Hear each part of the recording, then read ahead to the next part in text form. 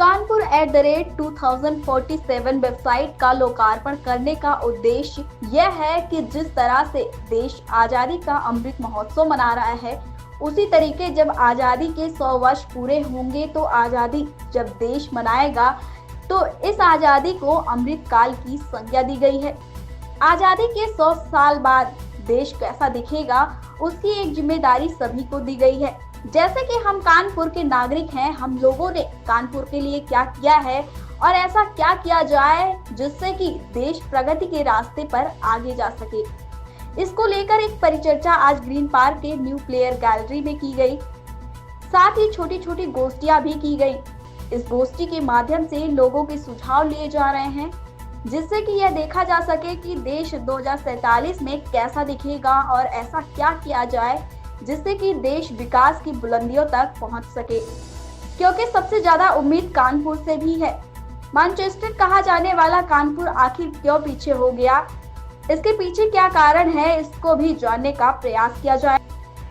विधानसभा अध्यक्ष सतीश महाना ने बताया कि कानपुर@2047 का लोगो और वेबसाइट का लोकार्पण करने का मूल उद्देश्य यही है कि हमारा देश 2047 में कैसा दिखेगा। विकास की गाड़ी जिस रफ्तार से चली है, जब देश आजाद हुआ था, उसके बाद से 100 साल पूरे हो जाने पर अपना देश कितनी आगे पहुंच गया है। इस दौरान मुख्य सचिव, मेयर, सांसद, विधायक, प्रशासनिक अधिकारी भी मौजूद रहे। देश आज आजादी का अमृत महोत्सव बना रहा है। माननीय प्रधानमंत्री जी ने आगामी 25 वर्ष जब देश आजादी के 100 वर्ष मनाएगा, उसको अमृत काल की संज्ञा दी है। और इस अमृत काल में विभिन्न प्रकार के ऐसे काम जो देश को प्रगति के पथ के ऊपर आगे ले जा सकते हैं, उन्होंने एक जिम्मेवारी सबको दी। हम कानपुर महानगर के नागरिक हैं। कानपुर महानगर देश के आज़ादी के 100 साल बाद कैसा दिखे, इसके ऊपर आज छोटी सी परिचर्चा थी। विस्तार में इसके ऊपर विभिन्न प्रकार की गोष्ठियाँ की जाएंगी और लोगों के सुझाव मांगे जाएंगे। उसके बाद फिर एक डॉक्यूमेंटेशन होगा कि आगे क्या क्या आवश्यकता है। अब आज जिस समय उसके लोगों का लॉन्च हुआ है, उसमें कुछ अपेक्षाएं करी गई हैं।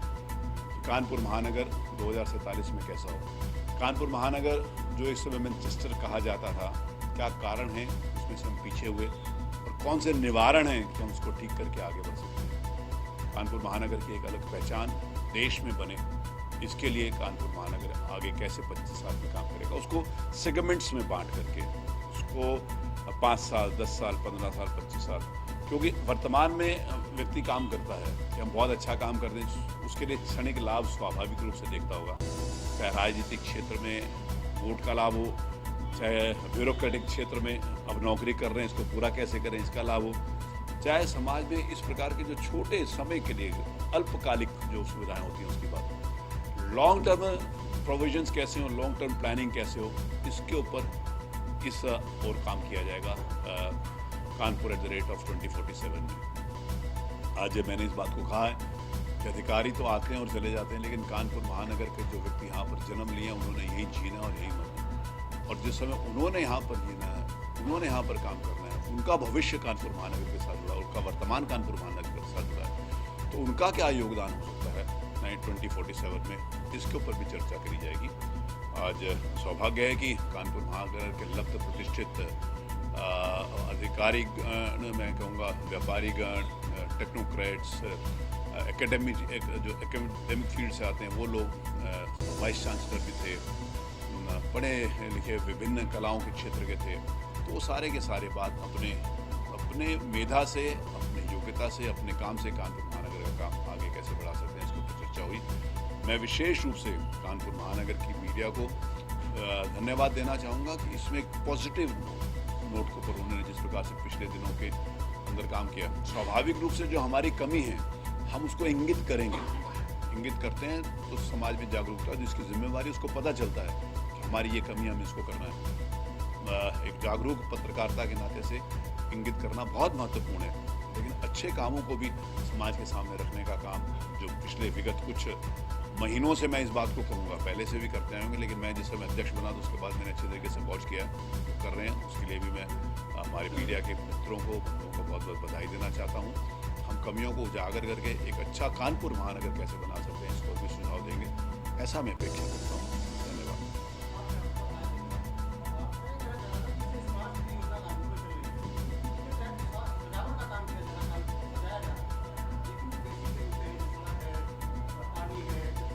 उस और भी बहुत काम हुआ है, मैं उस पर आपका ध्यान दिलाना चाहता हूँ।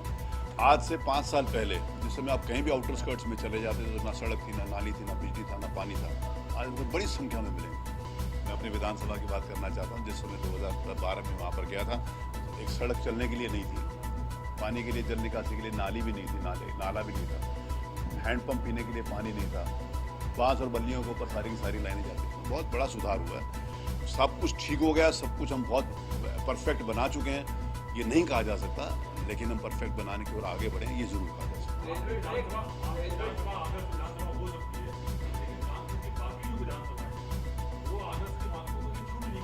नहीं, आदर्श तो कभी भी कोई नहीं हो सकता। महाराजपुर विधानसभा भी देख, पहले मैंने ये कहा वहां पर पहले कुछ नहीं था, अब है। मैंने ये नहीं कहा है, अगर पहले होता तो फिर मैं कहता आज है।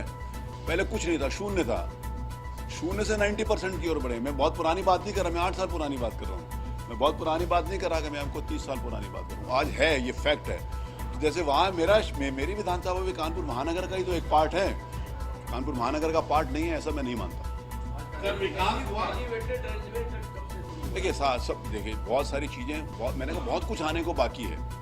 विकास एक ऐसी चाहत है जो कभी भी जीवन में नहीं रुक सकती। मैं जिसे मैं 91 में एमएलए बना था तो यही हुलागंज भूसा टोली, जहाँ पर हमारे हार्ट ऑफ द सिटी कहा जाता है, कीचड़ भरा रहता था, पानी मिलता नहीं था, लोग हैंड ट्रॉली के ऊपर स्टेशन पानी लेने जाया करते थे। उसके बाद जिस समय मैंने ट्यूबवेल चालू किया, उन्होंने कहा बस एक बार आता है, 2 बार की चाहत हुई, 2 बार आता है, 3 बार की चाहत हुई, 3 बार आता है, सारा दिन आता है। धीरे धीरे उसको आगे बढ़ाने का, जो बहुत पुरानी लेगेसी के रूप में जो कुछ मिला, उसको ठीक करने के लिए विकास वाले खेल संस्कृति और कला के क्षेत्र में हर क्षेत्र में चाहिए। देखिए, मैंने यहाँ पर अभी बोला है कि एक अच्छा डॉक्टर शहर में, अच्छा अगर कानपुर महानगर में अगर दूर दराज से आदमी ढूंढता हुआ है कि डॉक्टर कानपुर महानगर का अच्छा, तो कानपुर महानगर का नाम होगा। एक अच्छा टीचर होगा तो उसके ऊपर देखिए, अब ठीक है, उसको जहाँ गंदगी मिली उसके ऊपर संज्ञान लिया गया, उसके ऊपर कार्रवाई की गई, उसको ठीक किया गया। बहुत सारी चीजें अच्छी भी हैं, other part of the movie है।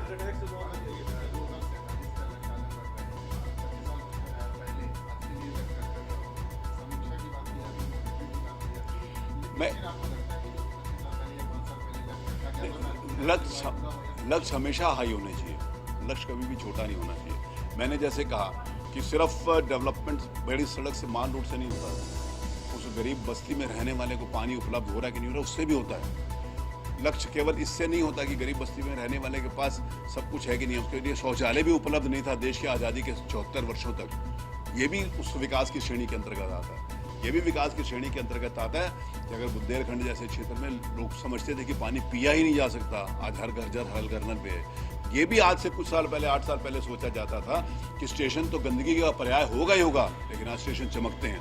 तो बहुत सारी चीजें हैं जिसके ओर हमने आगे बढ़ना है। स्वाभाविक रूप से समीक्षा हमेशा करनी चाहिए। समीक्षा, आप जो काम करते हो, अगर आप समीक्षा नहीं करते हो, सेल्फ सेटिस्फैक्शन में आप सब कुछ बहुत अच्छा हो रहा है, तो ये आपकी गलत फहमी होती है। जो कुछ आप करते हो उसकी समीक्षा होनी ही चाहिए, और उसमें जो कमी है उनको ठीक करना चाहिए। और विकास एक निरंतर चलने वाली प्रक्रिया है। जहाँ तक हमारे को पहुँचना है वो अनंत लक्ष्य, और वहाँ तक पहुँचने का इच्छा भी होनी चाहिए, संकल्प भी होना चाहिए। Thank you.